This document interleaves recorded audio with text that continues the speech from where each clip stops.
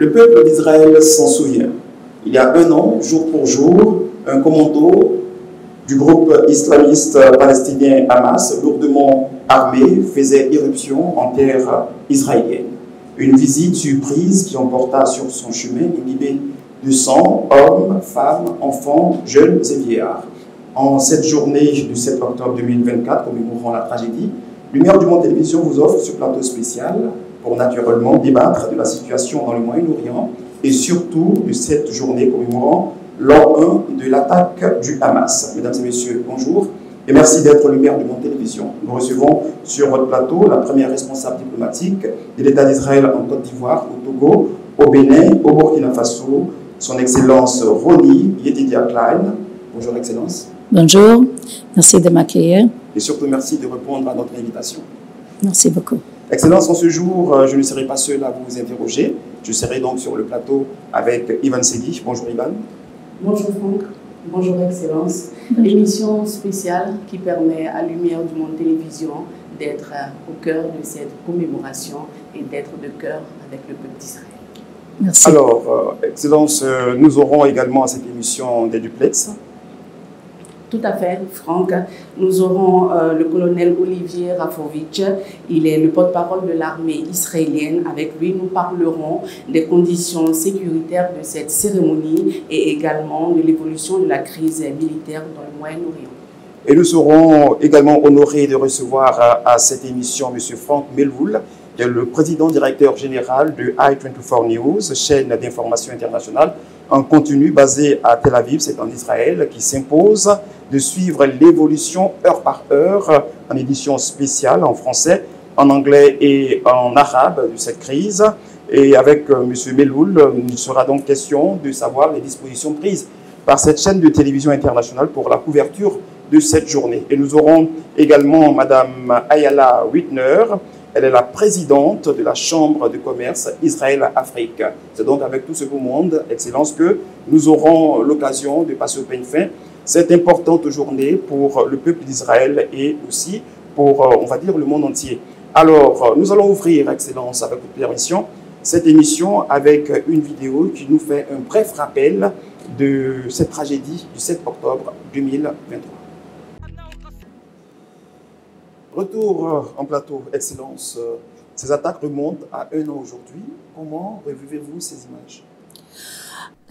Alors, en revenant à ces images, cela me rappelle le fait de me réveiller le matin du 7 octobre, d'entendre ce qui se passait et de le voir en temps réel. N'oublions pas que ces images que nous venons de voir, beaucoup d'entre elles ont été prises par les terroristes du Hamas eux-mêmes. Ils avaient leurs caméras sur eux. Ils retransmettaient cela en direct sur Internet et ils le diffusaient en direct dans le monde entier. Ils étaient fiers de ce qu'ils faisaient et depuis, des gens du monde entier nient que cela soit arrivé, ni que cela ait été quelque chose de mal, mais nous pouvons le voir dans la vidéo que nous avons vue et dans d'autres vidéos. Il y a eu des heures et des heures de vidéos que nous pouvons regarder. Ils commettaient ces crimes en direct en les diffusant en ligne. Ils filmaient le meurtre de famille, ils filmaient les viols de jeunes femmes, ils prenaient des photos d'eux-mêmes. Et quand je les regarde, je ressens la même peur que j'ai ressentie le 7 octobre de l'année dernière. Et c'était juste horrible.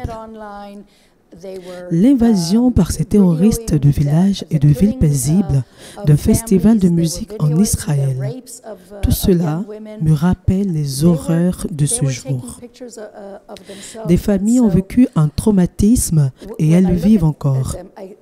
Elles revivent les horreurs de ce jour-là. Vous savez, nous espérions avoir une femme qui a perdu son mari et son fils. Elle et sa famille subissent toujours ce traumatisme.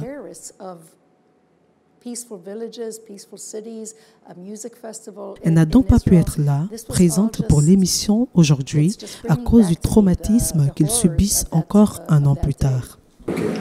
Excellence, quelle pensée avez-vous pour ces familles qui ont été massacrées et qui ont été surprises par les massacres du Hamas?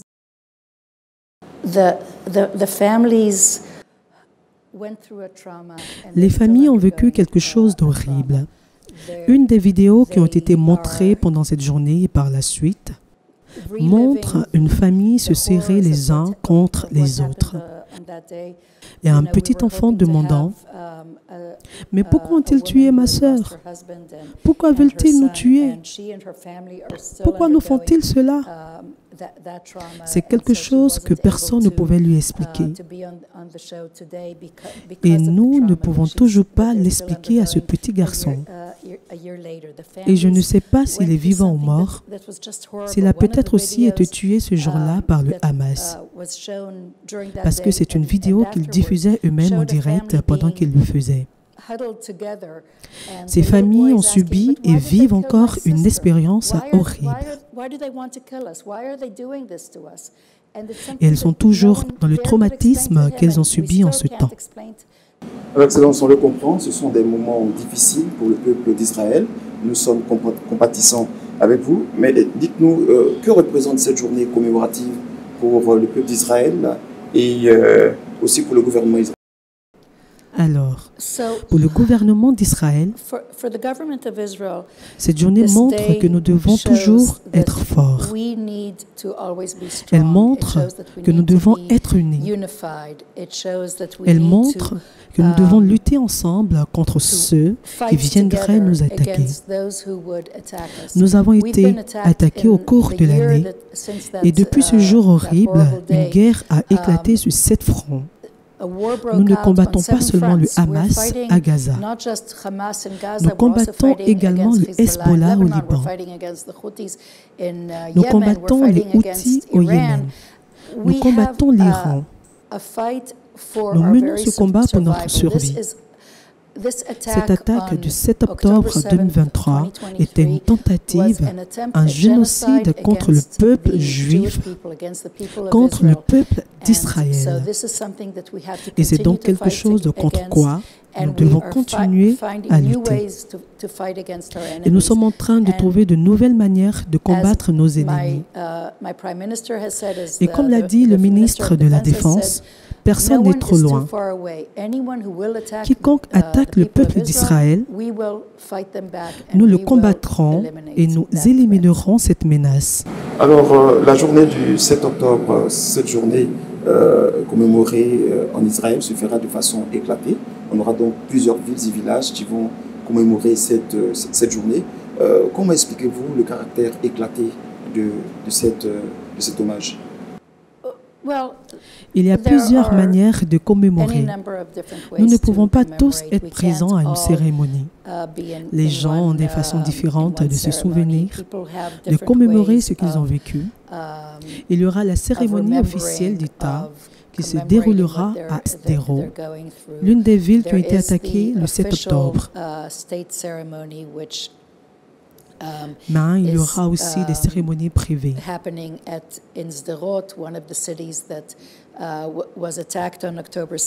Il y aura des cérémonies organisées par les familles des otages. Je n'ai pas encore mentionné aujourd'hui les 101 otages qui sont toujours détenus par le Hamas. Leurs familles ont donc leur propre façon de commémorer parce qu'ils espèrent que le leur soit toujours en vie. Nous avons donc plusieurs manières de nous souvenir, mais j'espère que tout le monde se mettra ensemble, à la fois les amis d'Israël dans le monde entier et en Israël. Mon colonel Olivier Ravovitch, vous êtes le porte-parole de l'armée israélienne. C'est avec beaucoup de plaisir que nous vous retrouvons. Alors, dites-nous, mon colonel, le gouvernement israélien attend, on va dire, des milliers de personnes à cette journée commémorative. Des dispositions sécuritaires particulières sont-elles prises pour le bon déroulement des activités? Les dispositions sécuritaires sont prises par rapport aux directives de la défense civile face aux menaces que nous avons du Hezbollah et du Hamas. Mais tout va être mis en place pour que ces commémorations se passent de la meilleure manière possible pour les populations israéliennes, la société israélienne et bien sûr, d'abord et avant tout, pour les familles des victimes, des otages et ceci est une journée extrêmement importante. Colonel, sommes-nous en droit de craindre une régionalisation de la crise Israël-Hamas quand nous regardons l'extension de la guerre avec le Hezbollah au Liban, voisin qui bénéficie du soutien de l'Iran? S'il y a ici une extension du conflit, nous n'en sommes pas les responsables. Les responsables sont les Iraniens, le régime iranien et leur proxy, c'est-à-dire le Hamas, le Hezbollah, les milices pro-iraniennes en Irak, les Houthis au Yémen. Et tout cela, en fait, font, font ce qu'il faut pour l'intérêt de l'Iran, au détriment de leur propre population. Et nous, actuellement, nous sommes face à 7 fronts différents. L'État d'Israël n'a jamais été face à autant d'ennemis en même temps. Mais comme vous l'avez dit tout à l'heure, nous avons le droit de nous défendre, mais également le droit de gagner. Ok. Alors, mon colonel, ces derniers temps, un raid de l'armée israélienne en plein cœur de Beyrouth a occasionné la mort du chef du Hezbollah, Hassan Nasrallah. Est-ce que cette mort nous rassure de la fin de l'escalade de la violence, du terrorisme dans la région? L'opération d'élimination ciblée contre Nasrallah est peut-être une des opérations les plus importantes au niveau stratégique et tactique que Tsahal ait menée dans les 10 dernières années. Mais en aucun cas, l'élimination ciblée de Hezbollah, du chef de Nasrallah et d'une vingtaine d'autres membres du Hezbollah ne suffisent pour arrêter les menaces et pour faire que nos 65 000 personnes déplacées dans le nord d'Israël puissent revenir à la maison sains et saufs. Et donc, aujourd'hui, nous sommes, comme vous le savez, dans une opération extrêmement localisée et réduite dans le sud Liban contre le Hezbollah, avec des forces spéciales israéliennes, pour éloigner la menace du Hezbollah. Et nous faisons tout, avec nos alliés américains et autres, pour que les ennemis d'Israël n'aient pas la mauvaise idée d'attaquer Israël, parce que là, nous frapperons en retour. Merci, mon colonel, de vous être rendu disponible pour Lumière du Monde Télévision. Merci infiniment et à très bientôt. Alors, on revient à Excellence. Nous vous écoutons. Vous parlez donc des dispositions prises justement pour ces célébrations. Il s'agit d'une commémoration des 1200 personnes qui sont mortes ce jour-là. Il s'agit d'une commémoration des 251 personnes qui ont été prises en otage, dont 101 sont encore détenus. Certains otages ont été tués par le Hamas alors qu'ils étaient détenus. Les gens, dans leurs différences, ont donc des façons différentes de commémorer cela. Ils ont des façons différentes de s'en souvenir. En Israël, nous aurons différentes cérémonies, et aussi dans le monde entier. Toutes les ambassades israéliennes dans le monde, toutes les missions du monde entier organiseront des cérémonies ce jour-là, le 7 octobre, afin de se rassembler et montrer au monde que nous sommes tous unis dans ce sens. Excellence, pouvez-vous nous parler des grandes articulations de cette journée commémorative?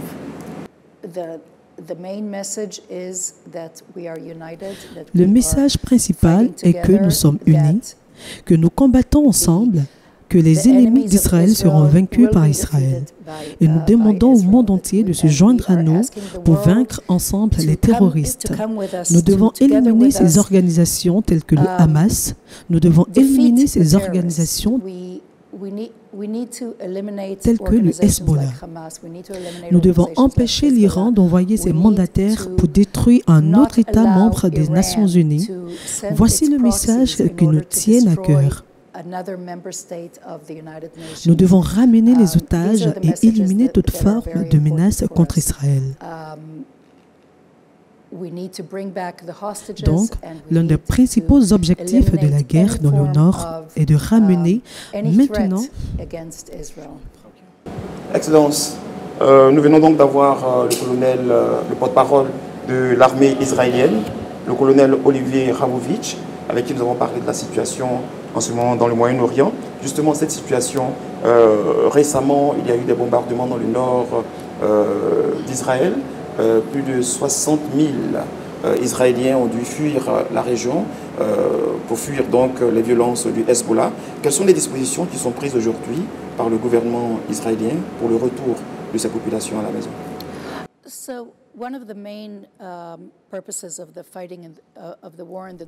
Donc, l'un des principaux objectifs de la guerre dans le Nord est de ramener maintenant ces 70 000 personnes à la maison. Vous savez, nous parlons de l'évacuation de 70 000 personnes, mais nous ne parlons pas de ce que cela signifie réellement. Cela signifie que 50 000 enfants ne reçoivent pas d'éducation. Cela signifie que les entreprises ne gagnent pas d'argent. Cela signifie que les fermes sont négligées, les animaux de ferme sont négligés. Nous avons eu un cas la semaine dernière quand une bombe est tombée sur une étable et a tué plusieurs dizaines de vaches. La situation dans le Nord est vraiment très difficile pour les personnes qui ont été évacuées et le but principal de la guerre contre le Hezbollah et de leur permettre de retourner dans le Nord. Ce que nous demandons, c'est de ne pas rentrer dans cette guerre. Nous avons eu une invasion terrestre tout récemment, et c'est pour l'instant, pendant que je parle, pendant que nous enregistrons cette émission, une invasion terrestre limitée afin de permettre l'élimination du Hezbollah, afin de permettre le déblaiement de la partie du Liban au sud de la rivière Litanie. Nous espérons toujours une solution diplomatique, ce qui signifie en fait la mise en œuvre des résolutions 1701 et 1559 du Conseil de sécurité des Nations Unies. Ce qui veut dire que le Hezbollah doit aller plus loin au nord du Liban. En fait, c'est aussi pour le bien du peuple libanais, parce que les Libanais ont été pendant 40 ou 50 ans sous la coupe du Hezbollah, ce qui signifie qu'ils sont sous la coupe de l'Iran. Et alors que le Liban était un pays libéral et libre où chrétiens et musulmans vivent ensemble, il est aujourd'hui un pays dominé par les islamistes extrémistes.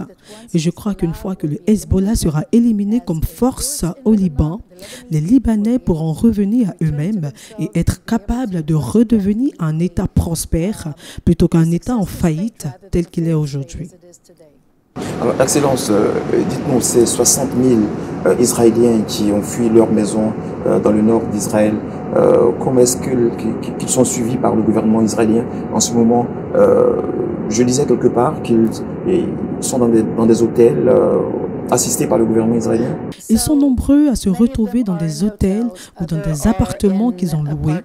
Le gouvernement a aidé les communautés à se déplacer vers d'autres communautés. Les kibbutzim ont déménagé vers d'autres kibbutzim. Mais c'est une situation très difficile. Parce que toutes les communautés n'ont pas réussi à demeurer ensemble.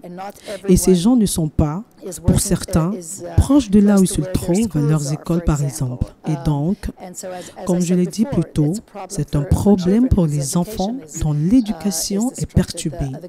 Le gouvernement fait tout ce qu'il peut pour aider ces gens. Mais ce n'est pas facile. Et ils ont besoin de pouvoir retourner dans leur communauté. Alors, je posais la question tout à l'heure au colonel Olivier Ravovitch. Je posais donc la question, j'allais dire, à un corps habillé. Je vais poser la même question à la diplomate que vous êtes. Aujourd'hui, est-ce que la mort de Hassan Nasrallah est un espoir pour le retour de la paix dans la région? La situation doit être résolue. Nous espérons que la mort de Nasrallah montrera à ses moires qu'il n'est pas non plus immunisé et qu'il serait peut-être mieux pour lui s'il veut rester en vie de libérer les otages. Nous espérons que la défaite du Hezbollah dans le nord, vous savez, le Hezbollah a rejoint cette guerre le 8 octobre, le lendemain de notre attaque dans le sud par le Hamas. Le Hezbollah a décidé de se joindre à la guerre dans le nord afin de nous distraire de la lutte contre le Hamas. Ils essayaient de soutenir le Hamas. Et donc, nous espérons que depuis que Nasrallah a été éliminé, depuis que beaucoup des plus hauts responsables du Hezbollah ont été éliminés, et depuis que nous sommes en train de vaincre le Hezbollah, que les dirigeants qui restent du Hamas, il n'en reste pas beaucoup, verront qu'ils n'ont pas le soutien qu'ils espéraient, qu'ils n'ont pas le soutien des mandataires israéliens, qui n'ont pas le soutien des mandataires iraniens et qui libèrent les otages. Le temps d'avoir Franck Melloul. Dites-nous, cette célébration, elle est éclatée à travers Israël. Est-ce que vous avez une pensée particulière pour la jeune féminine qui a été, on va dire, martyrisée pendant cette crise? Beaucoup de femmes ont subi des violences sexuelles. Beaucoup d'organisations internationales en parlent. Le peuple d'Israël aussi. Dites-nous, est-ce que vous avez une pensée particulière pour ces femmes? Les nouvelles sur les femmes violées le 7 octobre et depuis ne sont pas revenues très lentement. Au début, nous avons eu juste quelques indices, comme la photo de la jeune femme Amal Levy chargée sur le camion avec le pantalon ensanglanté. Cela donnait une idée de ce que les jeunes femmes comme elle subissaient. Et après cela, nous avons vu de plus en plus de preuves de femmes violées, violentées sexuellement, de femmes militarisées par le Hamas comme un acte de génocide contre le peuple juif. Nous avons vu que les femmes qui se trouvaient dans la base de l'armée ont été enlevées ensemble et qu'elles ont été violées par des terroristes du Hamas devant une caméra. Nous allons revenir à cette question, Excellence. Nous avons M. Franck Melloul qui est en ligne. On revient à cette question, Excellence, avec votre permission, bien entendu. Monsieur Franck Melloul, bonjour. Bonjour. Je rappelle que vous êtes le président, directeur général de i24 News, une chaîne de télévision d'information internationale en continu, basée à Tel Aviv, c'est en Israël. Et depuis l'éclatement de cette crise, justement, vous faites, j'allais dire, des éditions spéciales pour informer de façon continue vos téléspectateurs de la situation dans le Moyen-Orient. Dites-nous, justement, M. Melloul, à quel moment vous et vos équipes avez décidé de vous mettre en première ligne de cette crise, surtout que la situation sécuritaire était très précaire? Ben écoutez, ce fameux 7 octobre est un très difficile à vivre. D'abord, nous l'avons vécu comme parents. Nous avons été réveillés par les sirènes qui retentissaient sur Tel Aviv à 6h30 du matin, sans comprendre réellement ce qui se passait. Et puis ensuite, nous avons commencé à recevoir sur nos groupes WhatsApp des vidéos qui étaient, je le rappelle, filmées par le Hamas lui-même, et sans avoir une quelconque confirmation de l'armée ou des services de sécurité. Donc, tout d'abord, il y a eu une espèce d'état de choc, de ne pas comprendre ce qui était en train de se passer. Et puis tout d'un coup, le papa que je suis a été rattrapé rapidement par la fonction que j'occupe à la tête d'i24 News, puisque j'ai été alerté qu'un de nos techniciens qui avait été rappelé pour venir renforcer et commencer à prendre l'antenne sur ce qui se passait, avait fait l'objet d'une attaque du Hamas en chemin et qu'il avait pris 5 balles dans le ventre. Un jeune homme, futur papa d'un enfant dont la mère était enceinte de 9 mois. Fort heureusement, après une longue rééducation et de nombreuses opérations, le technicien est en vie et a repris le travail. Mais c'est à ce moment-là que j'ai compris la dimension de ce qui était en train de se passer. Et depuis 11h du matin, ce fameux 7 octobre, i24 News est en édition spéciale non-stop depuis ce moment-là et couvre les événements tels que nous les recevons, tels que nous les voyons, avec une photographie globale et en étant parmi les premiers à avoir diffusé à l'international sur notre antenne les vidéos du massacre qui était en train de se commettre alors même que les forces du Hamas résistaient encore sur territoire israélien. Monsieur Melloul, vous n'êtes pas à votre premier conflit. Vous avez couvert plusieurs crises entre Israël et le Hamas et entre Israël et le djihad islamique. Marquez-vous cependant une différence entre les crises précédentes et l'attaque du 7 octobre dernier? Effectivement, nous avons célébré nos 10 ans sans avoir eu vraiment l'occasion de les célébrer à cause de ces événements. Nous avons, comme vous l'avez rappelé, eu notre premier anniversaire avec l'opération Tsuketan, la guerre avec Gaza. Nous avons eu plusieurs conflits à couvrir entre le Hamas et Israël et le djihad islamique, mais jamais de cette intensité, jamais de cette violence, jamais avec une telle barbarie et jamais avec une telle horreur. Et ce que je dirais, c'est que ce qui a été difficile dès le départ, c'est de faire en sorte que les journalistes, je le rappelais il y a quelques instants, nous-mêmes, nous avons été touchés dans nos propres équipes. Il n'y a pas un journaliste ou un employé d'i24 News qui ne connaît pas quelqu'un qui a été victime ou dont la famille a été victime de ces attaques du 7 octobre ou kidnappé à Gaza. Et donc, de faire la différence entre le journaliste et l'être humain est quelque chose qu'il a fallu appréhender dès le départ et regarder cela très froidement. Mais je dirais qu'il y a une dimension émotionnelle très présente à laquelle j'ai dû faire face et qui n'existait pas dans les conflits précédents, aussi bien parmi les Israéliens que la chaîne arabophone, dont les journalistes ont malheureusement fait l'objet très vite, dès le 7 octobre, de menaces sur leur personne s'ils continuaient à travailler sur notre chaîne. Alors, Monsieur Melloul, je rappelle à ceux qui viennent de nous prendre en marche que vous êtes le président directeur général de i24 News et cette crise arrive au moment où vous apprêtiez à célébrer les 10 années d'existence de votre chaîne de télévision. Une chaîne de télévision qui, je pense, est l'unique dans le Moyen-Orient, a donné la parole et aux Israéliens et aux Arabes. 10 années d'existence, 10 années de couverture, 10 années d'éditions spéciales, 10 années de plateaux spéciaux. Quel bilan faites-vous à mi-parcours? Ben écoutez, un bilan satisfaisant dans la mesure où malheureusement c'est pendant les guerres qu'on peut mesurer l'impact d'un média et nous avons pu mesurer depuis le 7 octobre l'importance de cette chaîne. Et ça nous a donné aussi l'occasion de nous développer et de lancer une 4e langue, puisque vous le savez, i24 News diffuse en français, en anglais et en arabe.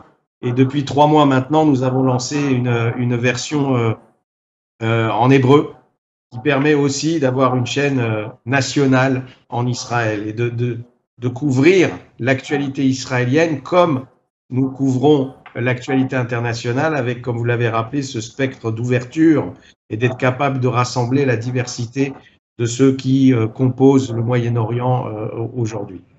Dernière question pour clore cette interview, Monsieur Melloul. Alors, collons à l'actualité. Nous commémorons ce 7 octobre l'an 1 de l'attaque du Hamas contre le peuple d'Israël. Comment, justement, i24 News décide-t-elle d'accompagner la couverture de cet événement, alors de cette commémoration, plus précisément?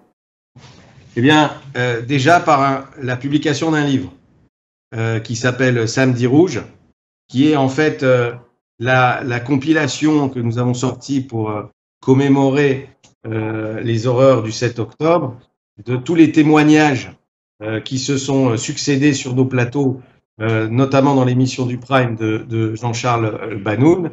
Et puis nous avons prévu à partir de dimanche jusqu'à mardi des éditions spéciales de commémoration sur ce qui s'est passé le 7 octobre, avec aussi de nombreux témoignages, mais également des reportages qui ont été réalisés et puis des directs depuis les kibboutz qui ont été victimes. Alors, je vous parle de ça aujourd'hui, mais au moment où nous parlons nous n'avons pas énormément de visibilité sur ce qui va se passer sur les prochains jours et espérons que nous pourrons couvrir ces commémorations en toute sérénité, sachant ce qui est en train de se passer au nord et que Tel Aviv, d'où je vous parle, a fait l'objet ce matin de tirs de roquettes et de missiles du Hezbollah.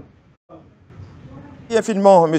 Franck Melloul. Je rappelle. Merci à vous. Président, directeur général de i24 News, chaîne d'information internationale basée à Tel Aviv, c'est en Israël. Et depuis justement l'éclatement de cette crise, votre télévision a pris les premières lignes de la couverture de cet événement. Et grâce à vous, donc, nous sommes au parfum de bout en bout de l'évolution de cette crise dans le Moyen-Orient. Merci infiniment, Merci M. à vous. Franck Melloul. Et on dira à très bientôt. À bientôt, merci. Merci infiniment. Excellence, nous revenons sur notre plateau. Nous parlions justement de la situation des femmes dans le Moyen-Orient suite à l'attaque du Hamas. Et vous étiez en train de développer des points. So we were talking about how Hamas, how the evidence had come out very slowly, but what we found is that Hamas was actually doing. Nous parlions de la façon dont les preuves avaient été très lentes à nous parvenir, mais ce que nous avons constaté, c'est qu'il s'agissait en fait d'une attaque systématique et généralisée contre des femmes israéliennes. Ils violaient des femmes en groupe. Excusez-moi pour le langage. Je sais que c'est très difficile pour les gens d'entendre cela, mais ils faisaient ça aux femmes afin de les violenter, pas seulement physiquement, individuellement, mais pour porter atteinte à tout le peuple israélien. Ils le faisaient comme un acte de guerre, comme un crime de guerre, pour essayer d'humilier le peuple israélien. C'est quelque chose qui a été étudié dans le cadre d'autres guerres.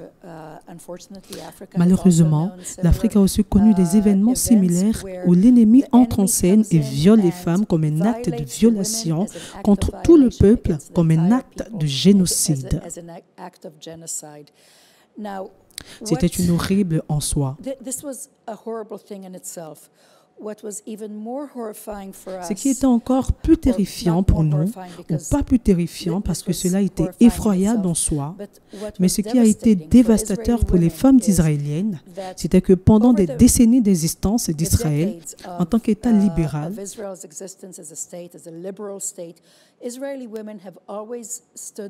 les femmes israéliennes ont toujours soutenu les femmes du monde entier, les organisations de femmes dans leur lutte pour l'égalité, dans leur lutte pour les droits des femmes. Quand il y avait le mouvement MeToo, les femmes israéliennes étaient là, à l'avant-garde. Malheureusement, aucune de ces organisations internationales n'a défendu les femmes israéliennes au cours de la dernière année. L'ONU Femmes, qui est censée se battre pour les femmes partout dans le monde, a donné une réponse très faible. Ils ne se sont pas levés pour condamner le Hamas pour ses actes. Ils ne se sont pas levés en soutien aux femmes israéliennes. D'autres organisations de femmes dans le monde ont eu la même réaction. Le silence des organisations de femmes a été assourdissant. Et c'est quelque chose que, en tant que femme, je trouve impardonnable. Quelque chose que les femmes israéliennes trouvent impardonnable. Le fait que leurs sœurs, ces femmes pour lesquelles nous nous sommes battus, ne se tiennent pas debout en retour pour nous, nous trouvons cela juste impardonnable. Et c'est vraiment quelque chose d'incroyable. Alors, vous le dites, Excellence, toutes ces organisations internationales pour la condition de la femme sont restées, on va dire, muettes devant la situation des femmes à la suite de l'attaque du Hamas, vous venez de le dire. Ces organisations mènent-elles des activités ou alors des démarches, des négociations pour quand même venir en aide à ces femmes? Non. Aucune de ces organisations de femmes à l'étranger. Cependant, les organisations de femmes en Israël travaillent ensemble et s'unissent pour aider les femmes qui ont subi ce traumatisme. Malheureusement, beaucoup de femmes qui ont été violées et qui ont subi le traumatisme ont ensuite été tuées par leurs agresseurs. Il n'y a donc pas grand-chose à faire pour aider les femmes qui ont été libérées de leur captivité. Ils doivent subir des traitements et tout. Mais les organisations de femmes du monde, les organismes de santé mentale du monde n'ont rien fait. Et ce n'est pas venu pour aider les femmes israéliennes. Excellence, l'ambassade d'Israël a-t-elle prévu des activités à Abidjan, justement en hommage aux victimes du Hamas? Donc, le 7 octobre, nous travaillons avec des églises ici à Abidjan afin de tenir une cérémonie très respectueuse de commémoration. Nous allons nous réunir avec les amis des organisations israéliennes, avec ces églises pour avoir une cérémonie à laquelle je crois LMTV participera aussi. Alors, ce 7 octobre 2024, le peuple d'Israël et le gouvernement israélien commémorent l'an 1 de l'attaque du Hamas. Est-ce qu'il y aura des pensées particulières, des actions particulières menées pour la situation des otages qui sont encore détenus par le Hamas? So we have to remember all the time that 251 people were taken hostage on October 7th. Il faut donc se rappeler que tout le temps, que 251 personnes ont été prises en otage le 7 octobre. Beaucoup d'entre elles ont été assassinées en captivité. Certaines ont été libérées. Il y a encore 101 otages détenus dans les tunnels souterrains du Hamas, sans air, sans nourriture, sans lumière. Parmi eux, il y avait 2 petits-enfants dont l'un avait 9 mois lorsqu'il a été capturé. L'autre avait 4 ans quand il a été capturé. Ces enfants, une énorme partie de leur vie a été passée sur terre. Nous ne savons pas quelle est la situation actuelle. Nous ne savons pas s'ils ont reçu les médicaments qui leur ont été envoyés. Franchement, nous ne savons pas s'ils sont encore en vie. Et donc, oui, pour le 7 octobre de cette année, nous nous souvenons tout le temps des personnes qui ont été prises en otage. En fait, Israël a déployé une grande quantité d'efforts avec l'aide humanitaire pour les gens de Gaza. Notre guerre n'est pas contre le peuple palestinien, c'est contre le Hamas.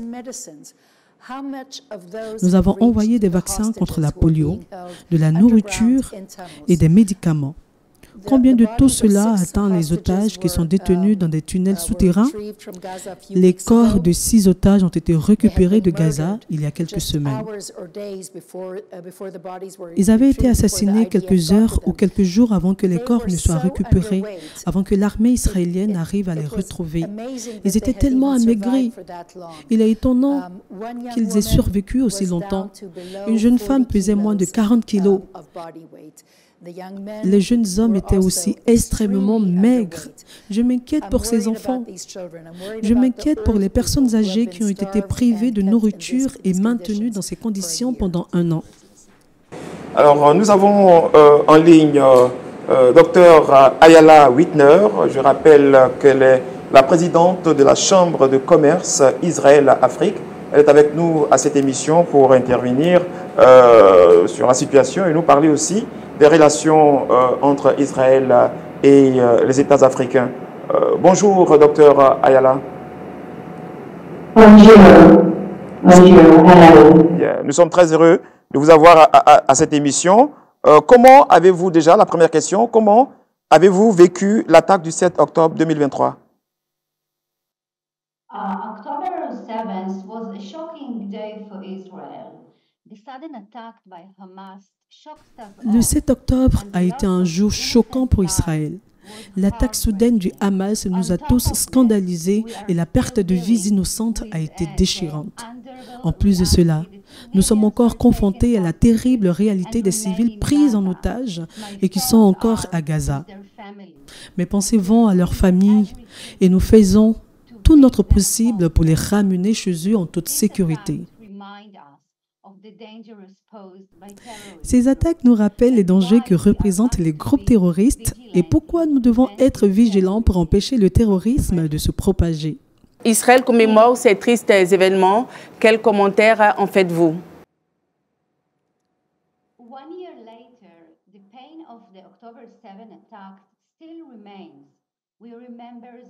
Un an plus tard, la douleur de l'attaque du 7 octobre est toujours là. Nous nous souvenons de ceux qui sont perdus et continuons d'espérer que ces otages seront ramenés en toute sécurité. Cet anniversaire est aussi un rappel de la résilience d'Israël. Malgré les défis, Israël continue à aller de l'avant. Comme toujours, notre force vient de notre unité et de notre détermination à construire un avenir sûr. Pouvez-vous nous dire en quelques mots l'impact de l'attaque du Hamas sur l'environnement des affaires en Israël un an après? L'attaque a-t-elle provoqué un choc initial dans notre environnement commercial? L'économie israélienne fait preuve de résilience. Les secteurs clés comme la technologie, la sécurité et l'agriculture ont continué de croître. Les entreprises israéliennes sont habituées à s'adapter aux défis. Et cette situation n'a pas changé. Nous avons également resserré les partenariats avec des pays africains et d'autres pays en collaborant dans des domaines tels que l'agriculture, la gestion de l'eau, la cybersécurité et l'innovation. Et nous continuons à croître ensemble. Alors, docteur Ayala, cette crise qui gagne malheureusement du terrain dans la sous-région, a-t-elle des impacts dans les échanges avec vos partenaires africains? Les conflits créent de l'incertitude et nos relations commerciales avec l'Afrique restent fortes. Nous avons établi un partenariat de longue date fondé sur la confiance et le partage des intérêts. Bien que l'instabilité régionale puisse affecter certaines régions, nous mettons l'accent sur le maintien et l'expansion des coopérations dans des secteurs critiques comme l'agriculture et la technologie. En travaillant ensemble avec les pays africains, nous pouvons surmonter ces défis et faire en sorte qu'Israël et l'Afrique continuent de bénéficier des échanges commerciaux mutuels. Docteur Ayala, peut-on penser au regard de cette situation en Israël que votre relation avec la population africaine sera très bonne à l'avenir? Oui, les relations sont bonnes, bien sûr. Nous avons une histoire. Bien sûr, oui. Oui, et je tiens à vous remercier de m'avoir donné l'occasion de prendre la parole aujourd'hui. Les relations entre Israël et l'Afrique sont fondées sur le respect mutuel et la collaboration, comme je l'ai dit. Et nous sommes déterminés à défendre ces liens dans les années à venir, car nous travaillons ensemble dans les domaines comme la technologie, l'innovation et plus encore. Nous sommes également unis face aux défis mondiaux tels que le terrorisme. Bien sûr, mes pensées vont aux otages et à leurs familles. Et nous ne nous reposerons pas tant qu'ils ne seront pas rentrés sains et saufs. Merci donc. OK. Dr. Ayala, what could be your last words? Mon dernier mot est « Ramenons-les chez eux ». Nous resterons avec les otages et leurs familles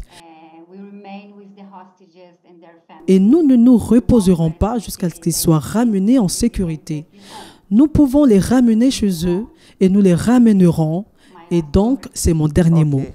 Thank you very much, Dr. Ayala, for Merci à vous également. Discussing with us. Thank you very much. Thank you. OK. Nous recevions donc, amis téléspectateurs, Dr. Ayala Winter. Je rappelle qu'elle est la présidente de la Chambre de commerce Israël-Afrique. Excellence, quel commentaire faites-vous de l'intervention de Dr. Ayala? Je suis donc d'accord avec ce qu'elle a dit à la fin. Ramenons-les chez eux. Nous devons ramener les otages le plus tôt possible. Nous ne pouvons plus les laisser rester là-bas. De plus, les relations commerciales entre l'Afrique et Israël sont très importantes pour les deux parties. Nous voyons ici en Côte d'Ivoire et dans d'autres pays d'Afrique que des entreprises israéliennes viennent travailler avec les collectivités locales à travers des partenariats et des collaborations dans les domaines de l'eau, de la santé, de la sécurité et des technologies. Nous voyons de plus en plus de ces entreprises commerciales se réunir.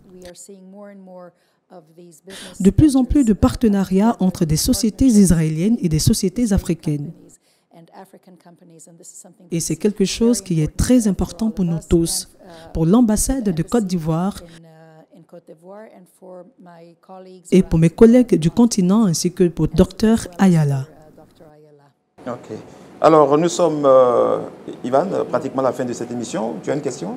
Oui, je voulais rebondir sur l'espoir du docteur Ayala. Justement, par rapport à cette commémoration, pensez-vous que cette commémoration est un signe d'espoir de voir un jour tous les otages rentrer chez eux à la maison en Israël?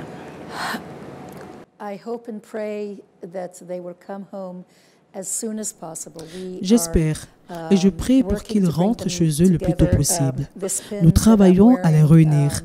Cette épinglette que je porte, les gens en Israël le portent tout le temps comme signe que les otages ne quittent jamais notre esprit, que nous pensons à eux tout le temps et que nous faisons tout ce qui est possible pour les ramener à la maison. Je le disais, nous sommes pratiquement au terme de cette émission, mais une question en appelle une autre. Alors, dites-moi, Excellence, ce 7 octobre, désormais une institution dans la vie du peuple israélien? Je pense que de la même façon que le 11 septembre est devenu une date de commémoration pour les États-Unis, et en fait, pour le monde entier, le 7 octobre en sera de même pour Israël. C'est une date qui va demeurer pour ce qui a été perpétré sur le peuple israélien, pour cette attaque vile et horrible contre Israël. Et c'est donc quelque chose dont nous nous souviendrons à perpétuité. Comme vous l'avez dit, cela a été un cauchemar pendant 12 mois, un cauchemar pour notre peuple, nos enfants, nos grands-parents, nos frères et nos sœurs, étant dans des tunnels, sans les conditions minimales, pendant une année, avec 1200 personnes tuées le premier jour. J'espère que nous pouvons trouver une solution à cela bientôt. Nous sommes, amis téléspectateurs, à la fin de cette émission. Nous avons été très heureux de vous recevoir, Excellence, sur ce plateau pour parler de la commémoration de l'an 1 de l'attaque du Hamas contre le peuple d'Israël. Et nous avons également parlé de la situation dans le Moyen-Orient. Ivan, un mot pour la fin? Un mot de fin, c'est l'espoir. L'espoir est permis et nous pensons que nous espérons, nous croyons qu'à partir de ces 12 mois de cauchemar passés, Israël pourra rebondir encore plus. Merci. Excellence, votre mot de fin. Donc, comme vous l'avez dit, cela a été un cauchemar pendant 12 mois, un cauchemar pour notre peuple, nos enfants, nos grands-parents, nos frères et nos sœurs, étant dans des tunnels, sans les conditions minimales, pendant une année, avec 1200 personnes tuées le premier jour, également pour tous ces braves soldats donnant leur vie pour secourir les otages et protéger notre pays. J'espère que nous pouvons trouver une solution à cela bientôt. J'espère que nous serons en mesure d'éliminer le Hamas, que le Hamas relâchera les otages et déposera leurs armes. J'espère que nous serons en mesure d'éliminer le Hamas, que le Hamas relâchera les otages et déposera les armes, que le Hamas déposera ses armes et se retirera au-delà du fleuve Litanie afin de permettre aux gens du Nord de retourner chez eux. J'espère que l'Iran abandonnera son combat pour détruire Israël par ses mandataires, qu'il abandonnera son rêve ridicule d'éliminer l'État juif, qu'il acceptera le fait que nous sommes là. Nous allons rester et nous n'irons nulle part et qu'en fait, Israël va revenir à son état normal, paisible de Start-up Nation. Et que la prochaine fois que je viendrai pour une interview, ce sera en période de paix et que nous pourrions parler des technologies israéliennes, de la manière dont Israël vient en aide à l'Afrique et des partenariats qui existent entre Israël et l'Afrique. Nous le pensons également, Excellence. Merci beaucoup. Merci infiniment. Amis téléspectateurs, nous sommes au terme de cette émission spéciale consacrée à la situation en Israël. Vous le savez, le 7 octobre 2023, un commando lourdement armé du Hamas attaquait le peuple d'Israël. 7 octobre 2024, cela dure un an. Et la commémoration de cet événement malheureux se opère en ce moment en Israël. Et nous avons eu sur ce plateau pour en parler le colonel Olivier Ravovitch, qui est le porte-parole de l'armée israélienne. C'était donc en duplex. Nous avons également eu en duplex M. Franck Melloul, qui est le président directeur général de I24 News, chaîne de télévision internationale basée à Tel Aviv, c'est en Israël. Et nous avons eu Dr Ayala Whitner, qui est la présidente de la Chambre de commerce Israël-Afrique. Nous avons été très heureux de présenter cette émission. Lumière du Monde Télévision a le cœur compatissant pour le peuple d'Israël. Merci de nous avoir suivis. À très bientôt.